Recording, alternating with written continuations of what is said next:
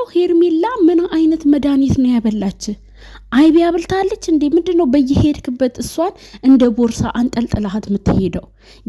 ተደዋውለ የተቀጣጠርከው ከሚስት ጋር አይደል እንዴ? ከሚስት ጋር ተገናኝተ ማንም በሌለበት ማውራት አትችሉም? ለምንድነው እሷን ዛሬም ይዛሃት የመጣኸው? ቃል ልትገባ ቃል ስንት ጊዜ ነው የገባችልን? ቃል ትገባለች፣ ትገኛለች፣ ቃል ትገባለች፣ ቃሏን ታፈርሳለች። ሄርሜላ ትላንትና እናቷ በእኔ ቻናል ገብታ ትመለስ ብላ ተናግራ ነበረ። ሄርሜላ ግን የምታደርገው ነገር ቃል መግባት ብቻ አይደለም። ቤተሰብ አብርሽን የምታገኝበት መንገድ ብቻ ነው የምትፈልገው። ጭራሽ አሁን ሆኖ ቃል ገብታ ተከትላ ሮጠች አብርሽ ሲሄድ ማለት ነው። ይሄ ነገር እንዲገፋፉ የሚያደርጓቸው ሰዎች ናቸው። ስለዚህ ሰዎች ደግሞ ከህይወታቸው ውጡላቸው። በቃ ሁለቱ ይወስኑ። ምን እየሆናችሁ ነው? ቆይ እናንተ እንዴ ከህይወታቸው ውጪ በቃ ውጪ። ባለ ትዳር ነው በቃ። መጥፎ ሰው ላይ መጥፎ ድልን የገጠመሽ ራስሽን አስታሚ። ጸበል የለም እንዴ አካባቢሽ ላይ? እንዴ ከቡታጅራ ቤተሰብሽን ለቀሽ ወጥተሻል። አዲስ አበባ ላይ እኮ ብዙ ጸበል አለ። ጸበል ግቢ። የማይድን በሽታ ነው የያዘሽ። እንዴ የሰው የሆነ ነገር ይጣፍጣል። ጣፈጠሽ እንዴ? አሁንስ ልካችሁን ነግራችኋለሁኝ። እንዴ አብርሽስ ቢሆን እሷን ምክንያት አድርገህ የምታወራ ከሆነ ማለት ነው እኔ አንተ ስታጠፋ ወደ ኋላ ምልበት ነገር የለም። ብሩታ ስታጠፋ እንደምናገር ሁሉ አንተንም ወደ ኋላ የምለው ነገር የለም። ገባሃ? አብርሽ ጥፋት አጠፋው ብለህ ካሰብክ ይቅርታ የሚባል ነገር አለ እኮ። በቃ ይሄንን ነገር የተሳሳተ አመለካከት ነው። በሌላ ነገር ተረተሽ ነበረ። በቃ እኔ አጥፍቻለሁ፣ የዛን ቀን እንዲህ ማድረግ አልነበረብኝም ብለህ ብትል የትኛው ክብርህ ነው የሚወርደው? እርጉዝ ሚስትህ ናት አይደለም? ወረቀት መቅደድ እኮ ጀግንነት አይደለም። ወረቀት ቀዶ መሄድ ጥሎ መሄድ ጀግንነት አይደለም እንዴ። ሁሌም ነገሮችን መጋፈጥ አትወድም። ጥለ መሄድ ነው። ቆይ ምን እየሆንክ ነው? በቃ ይቅርታ። በቃ የበዓል ቀን ሄርሜላ መገኘት አልነበረባትም። አጥፍቻለሁኝ የኔ ሚስት ብለህ ብታቅፋት ሁሉ ነገር ይተዋል እንዴ። ሩታስ ቢሆን አሁን አንቺ ፍቺ ጠይቀሻል አይደለ? አስቦ አሰላስሎ መልሱን ይመልስልሻል። ምንድነው ወረቀት ይዘሽ ጦል የምትዩ?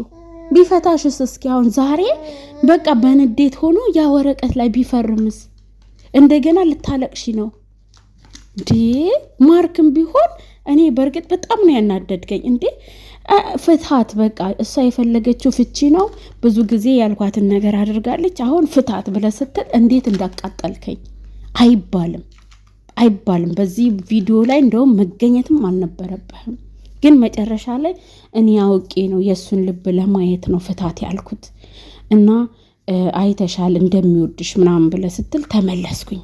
ነፍሴ ገባች። ግን እንደዚህ አይነት ነገር አይደረግም። ሰዎች ብተናደው የሚያደርጉትን አያውቁም። አንስቶ ቢፈርምስ አለቀ። እንደገና ዘላለማዊ ጸጸት ነው የሚሆንባችሁ። የልጅ ጨዋታ አትጫወቱ።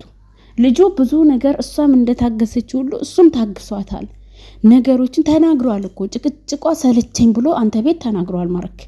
ስለዚህ እንደዚህ አይነት ውሳኔ እንዲወስን ለምንድን ነው የምትገፋፈው? ወንድምህ አይደለ እንዴ? በሁለቱ መሀል በዚህ አይነት ቪዲዮ መገኘትም የለብህም። የምር እኔ ኮሜንተሮች ሆ ስላሉ እኔ ሆ አልልም። ነጭ ነው ማወራው፣ ነጭ ቤተሰብ። ምክንያቱም ምን እንደሆነ ታውቃላችሁ። እውነት ናት። በቃ እኔ እነዚህ ልጆች ሁለቱም ስተት አለባቸው። እሷም አይቶ ማለፍ አትችልም፣ እሱም ደግሞ ሰዎችን ላስደስት ብሎ ትዳሩን ይበትናል። ይሄ ነው የእሱ ስተት ማለት ነው። ሰዎችን ላስደስት ብሎ ትዳሩን ይበትናል። እነዛ ወሮ በላ ጓደኞቹን አስደስታለሁ ብሎ በበዓል ቀን ተረብሸ። እሱ የዋህ ልብን ያለው፣ እሱ ንጹህ ልብን ያለው። እሷ ደግሞ በቃ ነገሮችን በሌላ ነው የምትቀይረው። ትቀናለች። በቃ አንድን ሰው እኮ የምትወደው ሰው ባህሪውን ካወቅ ወይም የሚጠላብህን ነገር ማስወገድ ወይም ደግሞ በቃ አንተን ለማስረዳት ትጥራለህ። ከዛ በኋላ አንተን መረዳት የማይችል ከሆነ ደግሞ እሱን መረዳት ትጀምራለህ ማለት ነው። ለምን መሰለህ? በቃ ይሄ ሰው መለወጥ አይችልም። ይሄ ነው ባህሪው።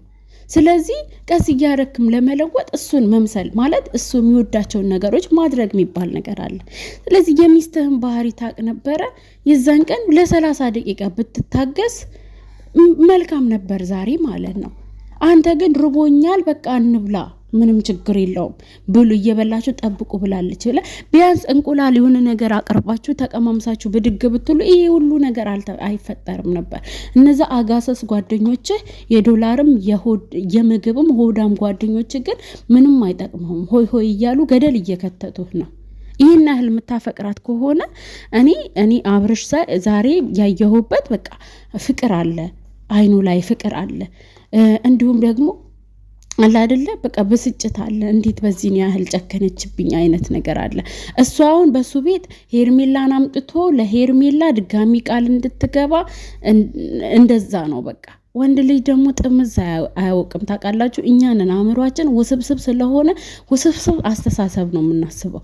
ወንድ ልጅ ግን ቀጥታ ነው የሚያስበው በቃ ሁሉም ነገር ሄርሜላን አምጥቶ ሄርሜላ ትናገራለች፣ ከዛ እንታረቃለን። ችግሮች ትላንትና ፍቺ ጠይቃኛለች፣ ችግሮች በንግግር ይፈታሉ ብሎ ነበር ያሰበው። ነገር ግን እሷ አስባ የመጣችው ሌላ ነገር ነው። ቤተሰብ ጉድ እኮ ነው እናንተ እንደነዚህ